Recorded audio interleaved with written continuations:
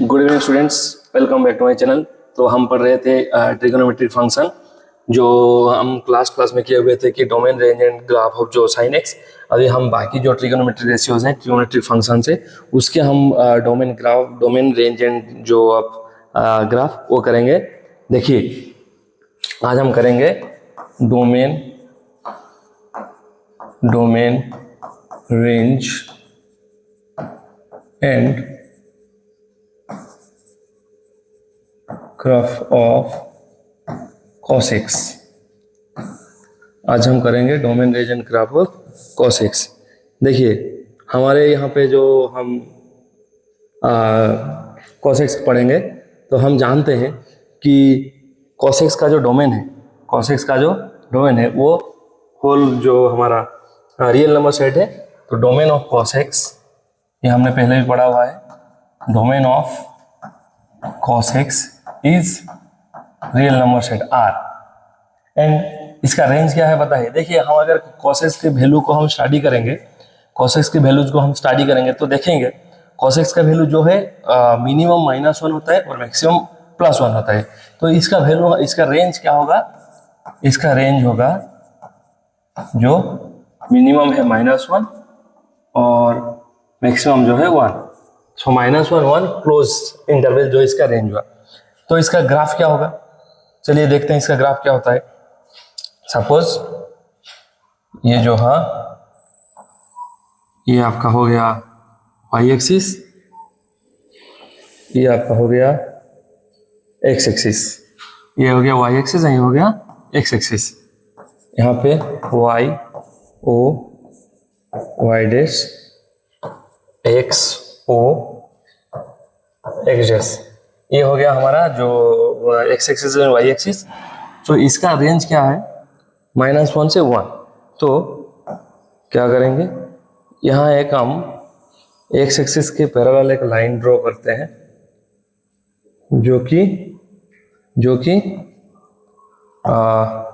0 -1 point से जाता है। ये क्या है? y = -1। और एक लाइन हम ड्रॉ करेंगे यहाँ पे, तो ये जाता है 1 0 लाइन से,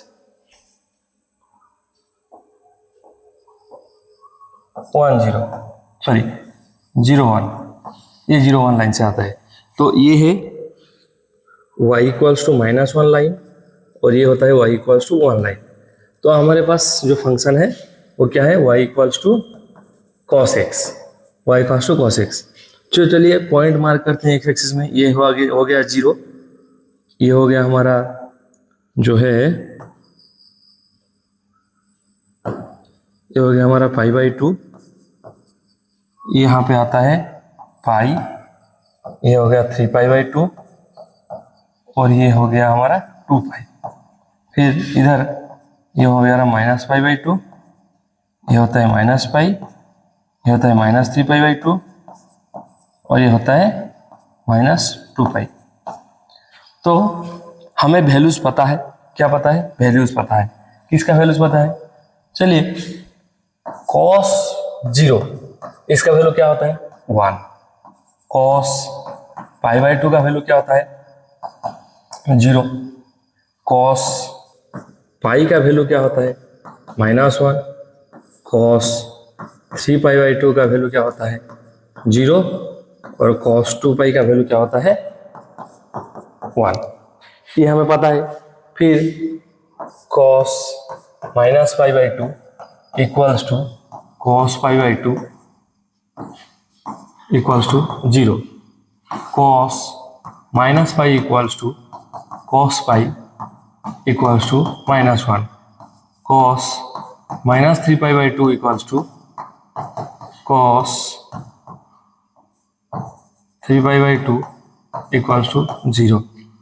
cos -2π equals to cos 2π equals to 1।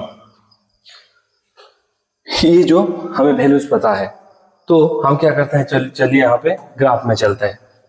तो cos 0 में वैल्यू क्या है?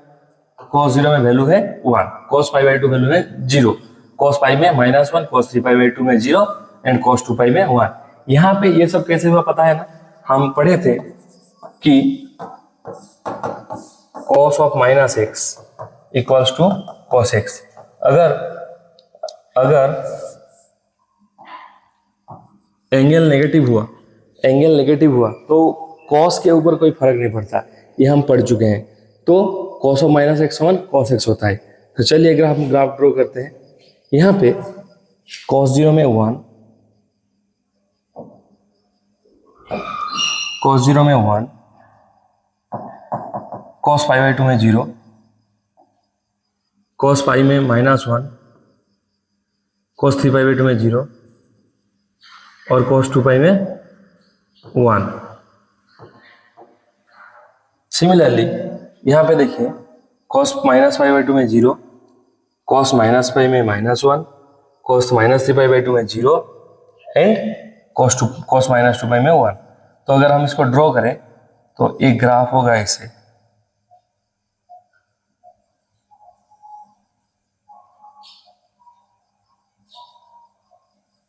ये हो गया cos x का ग्राफ, ये हो गया y equals to cos x का ग्राफ।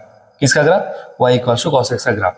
यहाँ पे अगर आप अच्छे से देखिएगा तो ये जो इंटरवल है 0 से पाई बाई 2, मतलब हम अगर देखें एक्स वाई प्लेन में 0 से पाई बाई 2 का मतलब फर्स्ट क्वाड्रेंट है, 0 से पाई बाई 2 का मतलब ये रहा, 0 से पाई बाई 2 का मतलब ये है फर्स्ट क्वाड्रेंट, पाई बाई 2 से पाई होता है सेकेंड क्वाड्रेंट, पाई से 3 pi by 2 third quadrant, 3 pi by 2 से 2 पाई होता है जो हमारा फोर्थ क्वाड्रेंट।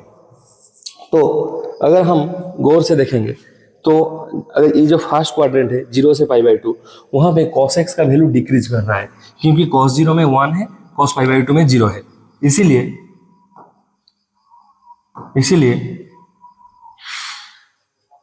फर्स्ट क्वाड्रेंट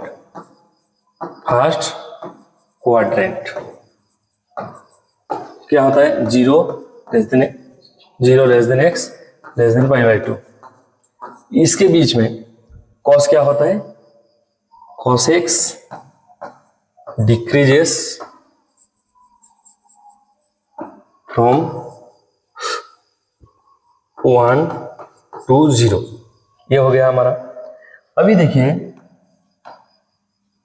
हमारा जो सेकेंड क्वाड्रेंट, मतलब पाई बाई 2 से पाई, cos पाई बाई 2 से वैल्यू था 0, cos पाई पे वैल्यू है -1। तो फिर ये cos जो सेकेंड क्वाड्रेंट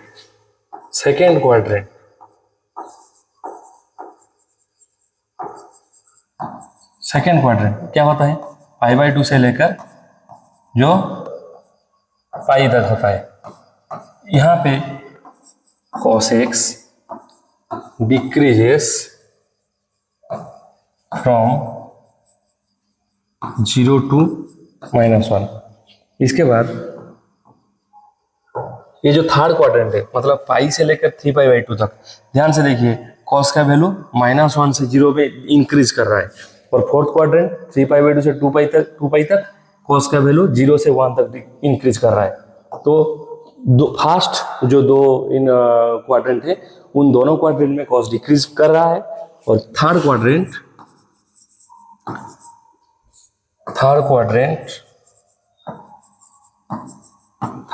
जो होता है, जो 3 पाई बाई 2 से लेकर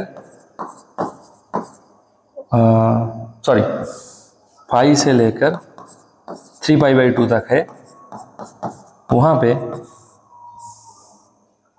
cos x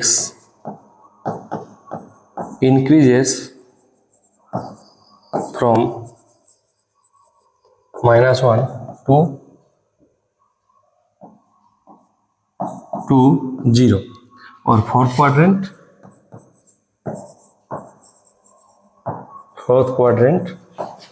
यहाँ पे अगर देखिएगा तो ये जो है 3 पाई बाई 2 से लेकर 2 पाई तक, यहाँ पे जो है cos x increases from 0 to 1। ये हो गया जो किस क्वाड्रेंट में cos x का वैल्यू इंक्रीज करता है और डिक्रीज करता है। फर्स्ट दोनों क्वाड्रेंट में डिक्रीज करता है, सेकंड दोनों क्वाड्रेंट में इंक्रीज करता है। अब आई होप आपको समझ में आ गया होगा। तो ये ग्राफ थोड़ा प्रैक्टिस कीजिएगा घर में, हो जाएगा, कोई दिक्कत नहीं है। थैंक यू, आज के लिए इतना ही, ta-ta bye bye, good night.